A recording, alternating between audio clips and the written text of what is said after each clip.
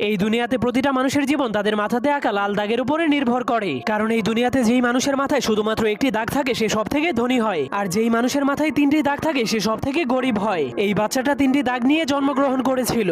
এরপর সে ধীরে ধীরে বড় হওয়ার পর সে দেখতে পায় তাকে শুধু গরিব মানুষের সাথেই থাকতে হয়, আর যাদের মাথায় দুইটি দাগ আছে তাদের গোলামি করতে হয়। এমনকি তাকে দুই দাগওয়ালা মানুষের জন্য সারাদিনই কাজ করতে হয়, যার ফলে দুই দাগওয়ালা মানুষের বাচ্চারা তাকে মারলেও সে কিছুই বলতে পারতো না। এজন্য সে একদিন লুকিয়ে লুকিয়ে তার কপালের একটা দাগকে মুছে ফেলে। এরপর কাউকে কিছু না বলেই লুকিয়ে লুকিয়ে দুই দাগওয়ালা মানুষের রুমের মধ্যে চলে যায়। কিন্তু সে ভিতরে যাওয়ার পর দেখতে পায় সব দুই দাগওয়ালা মানুষের এক দাগওয়ালা মানুষের একদমই চাকরের মতো সেবা করছে, যা দেখার পর সে অনেক অবাক হয়ে যায়। এরপর সে বুদ্ধি খাটিয়ে তার আরেকটা দাগকেও মুছে ফেলে। কিন্তু যখন দুই দাগওয়ালা মানুষেরা দেখতে পায় তার কপালে এক দাগ, তখন তারাও তার সেবা করতে শুরু করে দেয়। তখন সে জীবনের প্রথমবার এত সম্মান পেয়ে অনেক খুশি হয়ে যায়। কিন্তু তখনই হঠাৎ করে উপর থেকে একটা মেশিন চলে আসে। এরপর সকল এক দাগওয়ালা মানুষদেরকে টেনে টেনে উপরে নিয়ে যায়। এরপর সেই মেশিন তাদের মাংসগুলোকে কেটে কেটে তিন দাগওয়ালা মানুষদেরকে খাওয়ার জন্য